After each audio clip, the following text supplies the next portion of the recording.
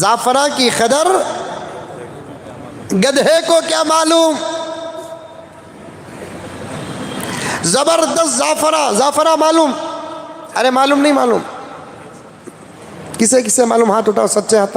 ماشاءاللہ ماشاءاللہ. مٹھے میں ڈالتے، حاملہ عورت کو دودھ میں ڈال کو پلاتے، حاملہ عورت کو دودھ میں ڈال کو کئی کو پلاتے گا. تو ایک تو ڈیلیوری آسان ہونا، دوسرا بچہ گورا ہونا. کہتے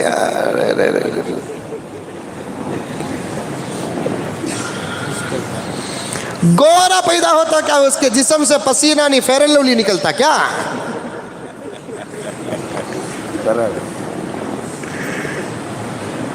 اور یہ فلسفہ سوڈان والوں کو نہیں معلوم کیا؟ دودھ میں زعفران ڈالے تو بچے گورے ہوتے ہیں بول کر ان کو نہیں معلوم کیا؟ کیا بھی نہیں ہوتا اس پہ سب. بچے گورے کالے ماں باپ کے رنگ کا اثر بنتے ہیں. بچے جو گورے کالے ہوتے ہیں ماں باپ کے رنگ کا اثر پڑتا ہے. سمجھ میں آئی بات ہے؟ بابا گورا رہا تو کبھی بچہ گورا ہو جاتا، بابا کالا رہا تو بچہ کالا ہو جاتا، اماں گوری رہی تو بچہ گورا ہو جاتا، اماں کالی رہی تو بچہ کالا ہو جاتا. کبھی کبھی ایسا ہو جاتا ماں داتری باپ جھیترا، بچے نکلے چاند کے ٹکڑے.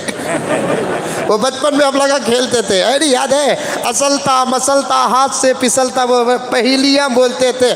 ماں داتری باپ جھیترا، بچے نکلے چاند کے ٹکڑے. کب بھی ہو جاتا جگہ تو بھی کالی میں بھی کالا لیکن بچہ اتنا گورا ہوا، بول کو ڈاؤٹ کرو نہ کو. کب بھی کیا ہوتا، ماں کسی بچے کو حمل کی حالت میں محبت سے دیکھتی ہے تو اس کا اثر بھی بچے کے حسن پر پڑتا ہے. لکھا ہے پیارے. نہیں مانتے. جب غور کرو، پوائنٹ پیش کر رہا ہوں، حمل کی حالت میں جب کوئی ماں کسی خوبصورت بچے کو دیکھتی ہے تو اس کے اپنے پیٹ میں رہنے والے بچے پر جب اثر پڑتا ہے تو اسی حالت میں اگر قرآن پڑھے گی تو بچے پر اثر کیا پڑے گا؟ کعبے کو دیکھتی رہے گی، بچے پر اثر کیا پڑے گا؟ مدینے کو دیکھتی رہے گی، بچے پر اثر کیا پڑے گا؟ شوہر کو محبت سے دیکھے، بچے پر اثر پڑے گا انشاءاللہ تعالی. بچی ہے تو اپنے شوہر کی فرما بردار ہوگی، اور بچہ ہے تو جو روح کا غلام ہوگا.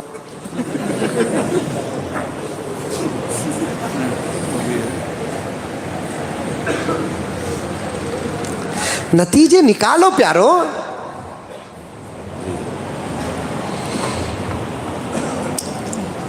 بچے گورے کالے ہونا کمال نہیں، بچے بااخلاق ہونا کمال ہے. کتنے گورے بچے آہا ہاتھ لگائے تو میل لگتا.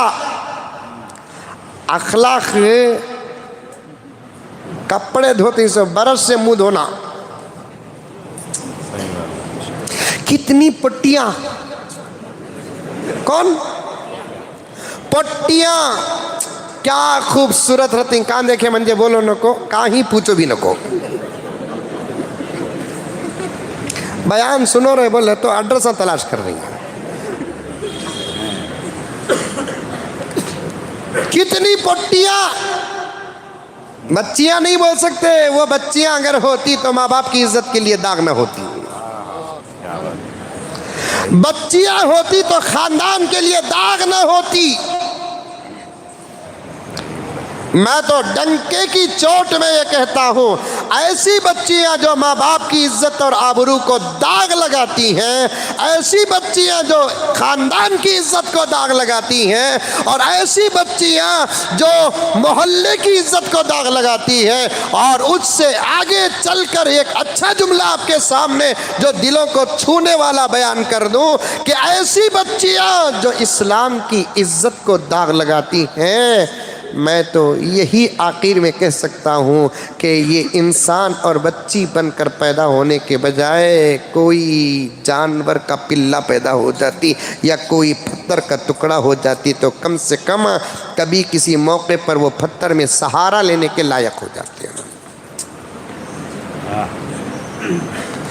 اور آج کل جو ہو رہا ہے، نہیں میں اس بات کو مانتا نہیں. اتنی بچی ہماری یہاں مرتد ہو گئی، اتنی بچیاں ہماری فلاں ہو گئی، اتنی بھائی عنوان ہی پر ہوں میں. سمجھ میں آئی بات ہے اکرم صاحب؟ نانا کو نواسا کھانسنا سکھایا کرتے، مولوی صاحب کو قوم تقریر کرنا سکھا رہی ہے.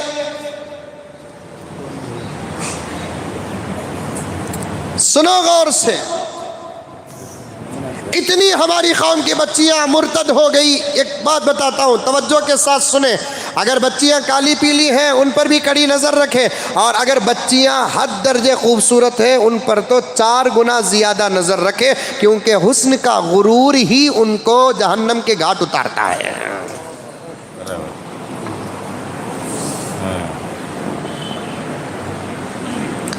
ایسی خوبصورت بچیوں سے میں کہنا چاہتا ہوں کہ تمہارے حسن کا امتحان اگر لینا ہے، کسی اللہ والے سے پوچھو کہ اللہ کے ولی ذرا بتا دے کہ میں کیسی ہوں، تو جواب آئے گا سورنی اور کتیا سے بھی بدتر ہے.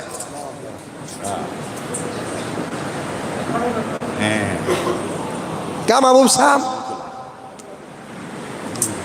توجہ کے ساتھ سنیں.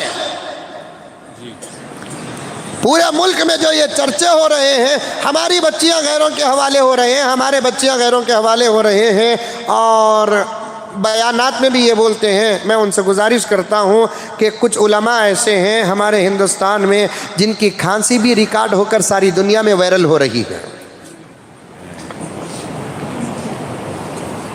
امام صاحب توجہ چاہتا ہوں اس بات پر.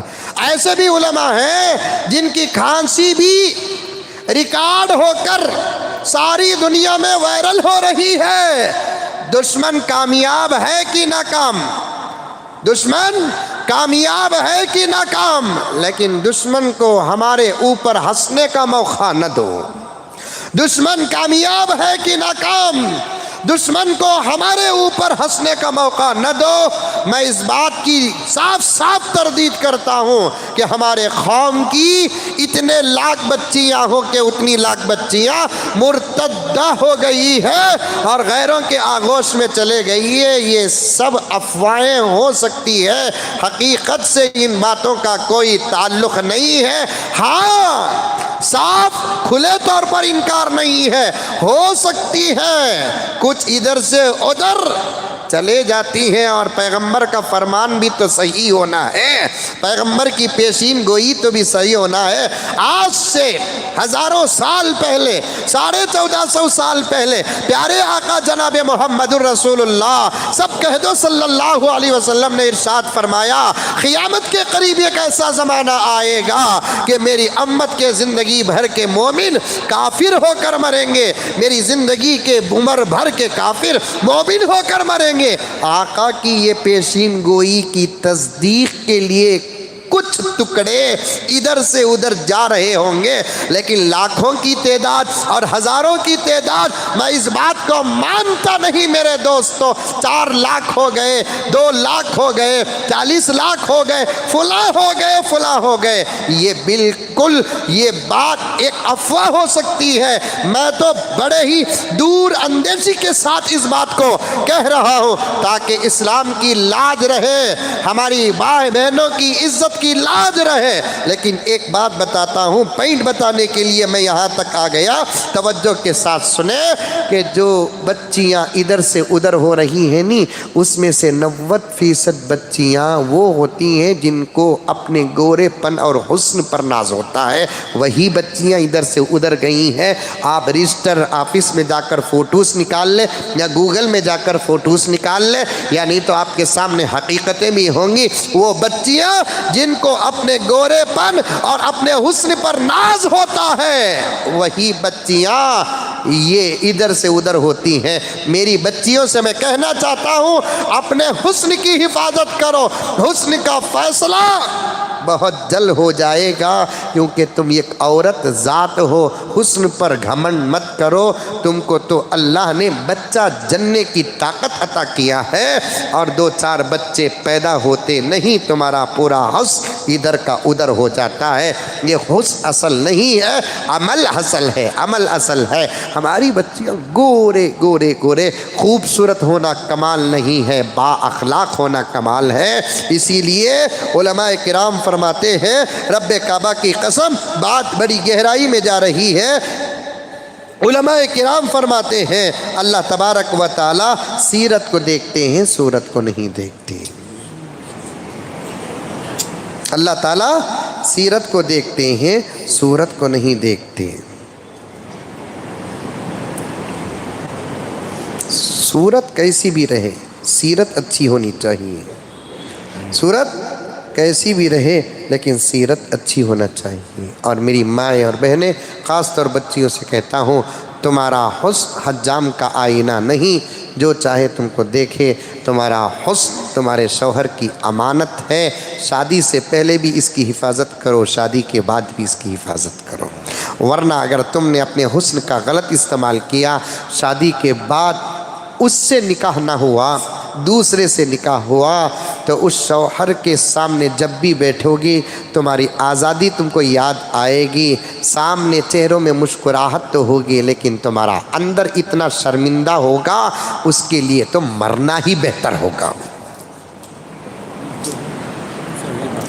حضرت علی رضی اللہ تعالیٰ عنہ ارشاد فرماتے ہیں، اے اسلام کی بیٹیوں، تمہارا چہرہ چاند نہیں ہے کہ جو چاہے دیکھے، تمہارا چہرہ مثل سورج ہے، جو نگاہ اٹھا کر دیکھے اس کی آنکھ جل جائے،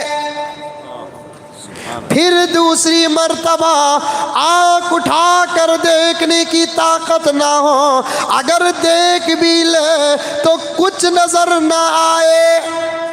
اور میں نوجوانوں سے کہنا چاہتا ہوں، مردوں سے بھی کہنا چاہتا ہوں کہ تم لوگ کر رہے کیا میرے بھائیوں؟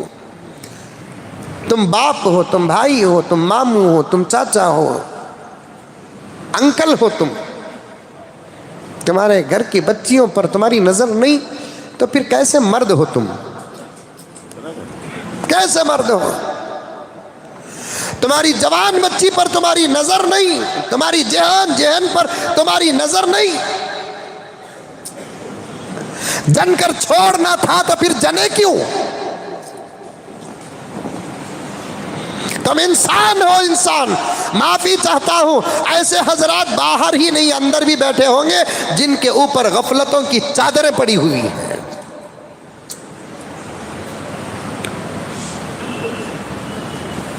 جب حفاظت نہیں کر سکتے تو پھر جنے کیوں؟